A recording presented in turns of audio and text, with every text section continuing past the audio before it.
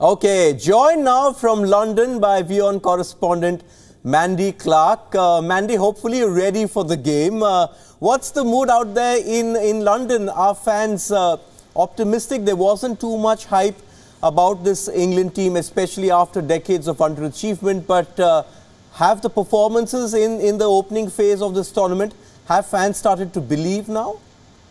Absolutely, and the term "believe" has been plastered all over the tabloids, the tabloid newspapers, the strongest supporters of the English team.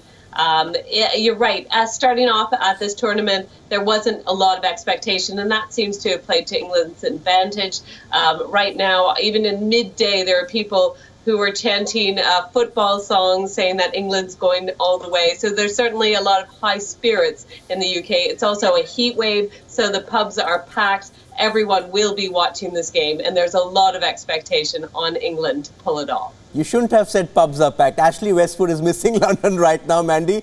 But about the game coming up right now, Colombia, you spoke about belief. Do they now believe that England can beat Colombia, or is there guarded optimism, especially because of the way Colombia play?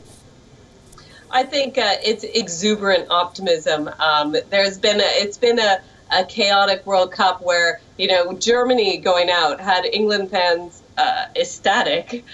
So there's a lot of hope that they can take it on. They do respect Colombia. They are very strong players. So there's an understanding that this won't be a cakewalk, but there's a lot of hope among English fans that they can pull it off. Okay, I can see the excitement in your voice, Mandy. Go on, enjoy the game, and hopefully we see you celebrating tomorrow morning. That's the view from England. Let's give you the lineups then for this game. And let's start with England, because they have gone back to their first choice 11 after rotating 8 players in their last match, a 1-0 defeat to Belgium. That means the likes of Harry Kane, Raheem Sterling, Jordan Henderson, Kieran Trippier and Harry Maguire are all back in the team. Dele Alli has also recovered from injury and replaces Ruben Loftus-Cheek in the middle of the park. Eugeneson, he's gone with his strongest lineup. Hopefully they're recharged, rested, and they don't carry the scars from that defeat to Belgium. Obviously, definitely a good rest that he's given them, and it's good to see Ali back in the team. Creativity from his part. They've got great players up front. Kane, top scorer at the moment. Sterling, Lingard, and it'd be interesting to see Rashford coming in later on. Okay, the big news for Colombia is that their star man, James Rodriguez, is not fit to start this game after he suffered a leg injury in their previous match against Senegal. Jefferson Lerma slots into the team in what looks like a 3-man midfield, with Juan Quintero, Juan Cuadrado and Radamel Falcao making up a makeshift 3-man front line. A big loss for them, that one. No James? Yeah, huge loss.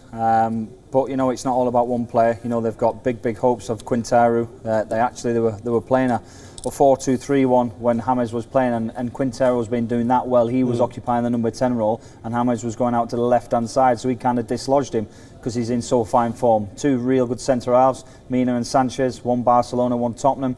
So these are a strong side, and obviously the goals and reliability, strength of Falcao up front. This is going to be a very tough game.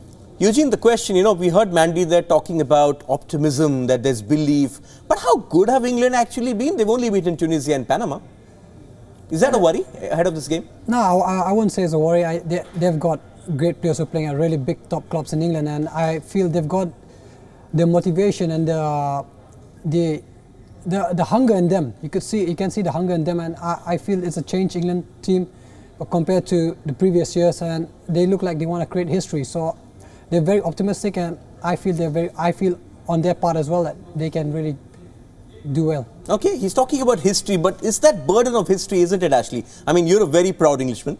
You've played football with the likes of Phil Neville, Gary Neville, David Beckham and that generation. You've seen this great generation of players underachieve in a sense at the top level at the World Cups, quarter-finals and not beyond that. The fans as well have been wondering why haven't been able to go all the way.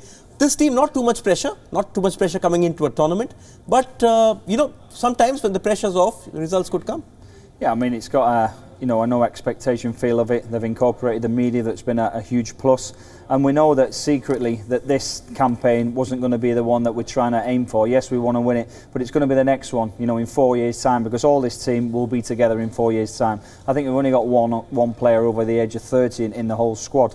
You know, we're now the youngest team left in the competition, so that's given us the opportunity to go out there, play with freedom, have a good crack at it, see what happens, but knowing that we're on a building process still, we're on a transition process. You know, we've come with this 3 at the back, 3-5-2 if you like, to try and, you know, play teams from the back, and it's all been a huge kind of a 5 to 10 year plan from the FA. You know, they've got this English DNA now that all the academies abide to, and it's been a long process, and then we're now starting to see lots of young players come through, and we're starting to get success because we've been, you know, stripped back, and we've been going in at the academies and changing everything, the way we play, the way that we stand for, you know, classic English. Used to be 4-4-2, long ball, fitness, fight, scrap. Now all of a sudden we've got loads of technical players, so it's starting to change. You can see the excitement in his voice. Let me ask you the uncomfortable question then. Do England start underdogs in this game? I don't think so. I think the underdogs will be Colombia. England have got too much power, too much like depth in their team, and they've got a good amount of experience at a high level. I know the quality of football that they play in. So I would say the Colombians will be underdogs. Okay, Ashley, let's get straight into the tactical battles, because when I look at England, when I look at Colombia, you think that midfield, even though James is not playing, you have Cuadrado, Quintero playing.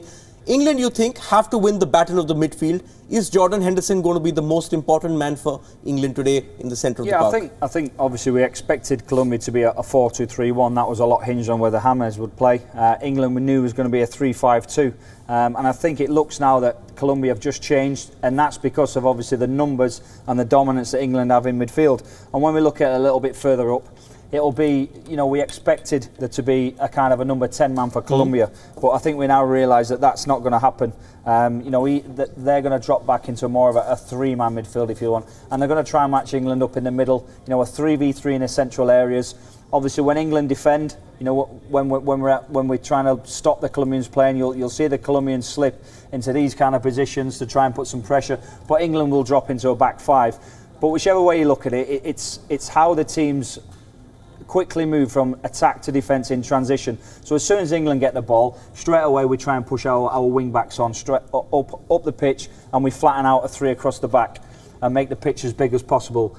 That then probably makes Colombia try and drop back. So it's going to be a kind of a game of cat and mouse. If we can move that ball nice and quick, we may catch the Colombian too wide of their attacking 3, if you like, up the pitch, and then straight away we have a 5v3 in the middle. But if Colombia are decent and well drilled, they'll try and get back nice and quick, and they'll drop into this position, and then themselves will become a 5-man midfield. So that's the way the game will swing backwards and forwards. So it's all to do with speed of pass, speed of transition. The other plus side that England have got, they obviously have Lingard in the middle that likes to make real forward runs. So that again is another game of cat and mouse. Dele Alli is exactly the same. He's going to want to try and get this side of their midfielders. Right. So again, the battle becomes, you know, these two midfielders. Can the Colombian midfielder stop Lingard? Can the other Colombian midfielder stop obviously Dele Alli? And all of a sudden you start to see matchups all over the pitch, and whoever handles that the better will obviously come out on top. We've got the added pace of Sterling down the right hand side, if you like. He's going to try and stretch their defenders, but the more England start to stretch the Colombian defence, the more space we start to get into this position, and then the more space it becomes, Dele Alli starts to become an influence in the attacking perspective. So there's loads of different battles going on, but long and short of it is, it's going to be a 5-5 in the middle, depending on how fast teams move from attack to defence. Are you seeing lots of goals in this match, considering how England have played, how Colombia have played? I think it'll be a tight game.